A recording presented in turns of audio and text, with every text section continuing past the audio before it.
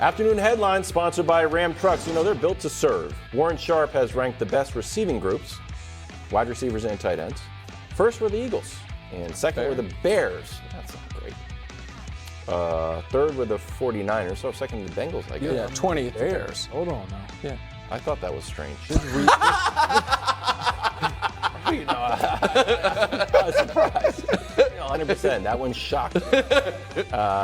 18th were the Chiefs. Sandwich between the Broncos and the Saints. Give me a break. Do you have any issues, Nick? Listen, I love Warren Sharpe. His football analysis and his gambling expertise is honestly second to, I think mine is the only one in the world. Like, I think my God. I think it's Who great. says second to mine? Well, no, I mean, Well, he's being less humble. What's That the was New Year's his New Year's resolution? It's to be less humble. I can't wait I'm for sorry, second best in the world, if that's not a high enough compliment. But this is a miss from him and his people, if you ask me. Because to be clear, this is including the tight end position. Okay, so Travis Kelce is as good and impactful as any pass catcher in the league. And if you want to say, no, Justin Jefferson's better, I'll disagree. But again, he is in the room with Jefferson and Chase, Devontae, all those guys. And then you have the actual receivers. Kadarius Toney is a game breaker. The Chiefs have spent back-to-back second-round picks on guys that fit what they're trying to do. The most recent of which we haven't seen yet, obviously. He's a rookie, Rashay Rice. The other, Sky Moore, one of your guys, came on strong in the final game of the year, which just happened to be the Super Bowl. And, again, our producer Hubs doesn't like me. I keep sending him this guy's highlights. But Justin Ross, who was in the same high school class as Jamar Chase and a higher rated prospect than him, who as a kid who had just turned 19 years old, in the college football playoff had 300 yards and 3 touchdowns, then dealt with a very scary spinal issue that kind of derailed his career. That's now taken care of. That he's healthy and dynamic. The idea that the Chiefs with Travis Kelce and these other guys are below average is an absurdity. It's an absurdity. It's just not true. So I like Warren. He does great work. Again, second best in the world, but come on. Give me a break. Yeah, Give me a break. I'm with you. I support Thank you. everything you just said. And I look at the question, cause for concern, no. You got the greatest equalizer in Patrick Mahomes. So, I mean, I'll move on from there and say they're just fine. It really doesn't matter. When you have a quarterback that is that good and an impact player that makes everyone's job easier in Travis Kelce, who, in my opinion, is he may be, outside of a quarterback, the most impactful offensive player in the game. I totally You can say agree what with you that. want. I'm a receiver, and I love Jettis. I don't know if his impact is as great as Travis Kelce's. Correct. Yeah. So for me, I'm looking at this list, and I even look at the Chargers. Like the Chargers at 10, really with that stat, those receivers in that unit. Look, it's not a cause for concern because you got Patrick Mahomes, as you said. The thing is, other than Kelce, and those guys might prove to be great. If they're good receivers, they're unknowns. That's fair. That's why I think it's fair. And Kadarius is a bone breaker, not a game breaker. I mean, when he's healthy, he's a game breaker. But he gets hurt all the time. He's hurt now. But you can't do that. Bone breaker. If you're basing it off of whether you're gonna have a guy in the lineup or not, that's not fair. With him, though, it's like if we always say about Anthony Davis, if he's healthy. We don't say that about most other players because anybody could get hurt. But Kadarius, that was his problem in college and here. And so he's great when he's healthy. And if he stays healthy, and he'll be back, they'll be good. Can I give one counter? Are the Jets too low? No, Number the Jets 12? are exactly where they're supposed to be. Yeah, no, the Jets have Garrett Wilson.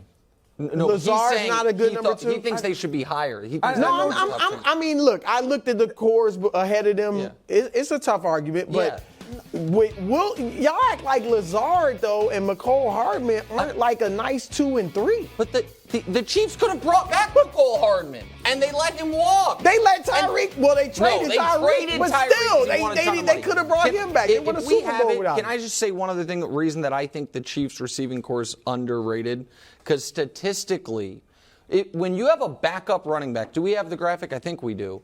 A backup running back take up 9 of your receiving touchdowns, more than those receivers. all of a sudden, I think Those real touchdowns, I got to grind the all time. The real touchdown. they're all real touchdowns. Were they real? And for the record, were they Wildes, real Yes. Like they're different than Justin Jefferson is catching bombs. well, one of them McKinnon's was- like, here you go, little underhand. So just so you know, I actually, much to the chagrin of, I think it was Dusty gave me a hard time about this, watched the other day every single one of Mahomes' touchdown passes last year. We do that. Josh and I do that every day. He had 2 all year. 2 that were the little pop pass thing you hate so much. I don't so hate if you it. want I to, just if think you it's want to remove that, statistically no, fraudulent. Jerick McKinnon, there were a lot of swing passes, and he went out and scored touchdowns. My point is, Long handoffs. those touchdowns could have gone to receivers. They just went to Jerick McKinnon. Like McCole That okay? last year. Chiefs had the number 1 passing offense, 298 yards, 18 better than the McCole? Bucs. So kind of the proof's in the pudding. It's for sure going to happen at some point in the game. I'm not going to say it's going to happen in the Super Bowl, but I actually do it in practice a good amount.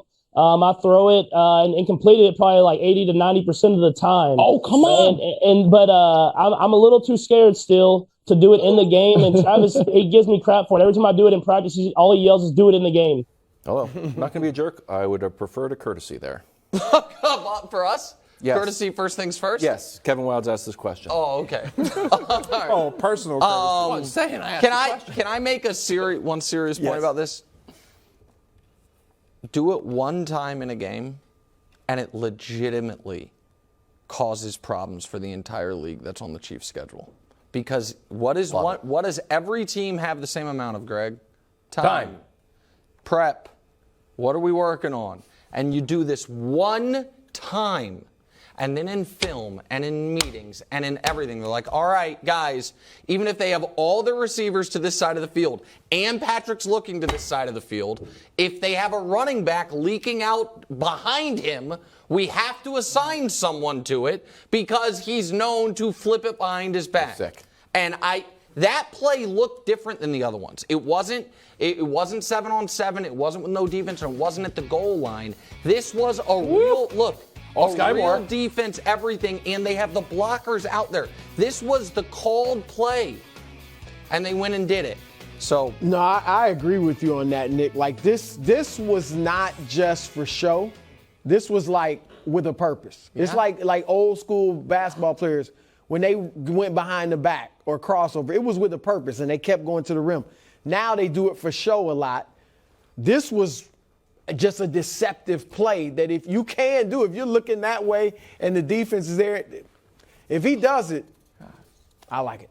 When he does it. Because Right. If you Yeah, he can probably run, will if do you it. can run this play that we got to witness last year, this little ring exactly. around the road. If this is what we saw, if you watched Quarterback, the Netflix series, you heard them talk about the input that they have as a team, just offensively, and how Andy Reid actually gives them input or allows for them to have that input.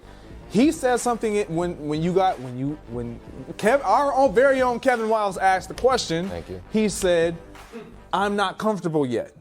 I'm still a little nervous about doing it." All it takes is for him to become a little bit more comfortable, and the way you get more acclimated and comfortable with it is you do it every day in practice, which I'm sure he does, and we're going to see it sooner rather than later. November 20th, That's it. That's it. Chiefs Eagles. Oh, Keep talking about the sod, fellas. Keep talking about the sod.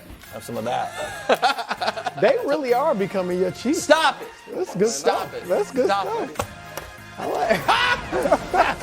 He's got to do it to embarrass a team.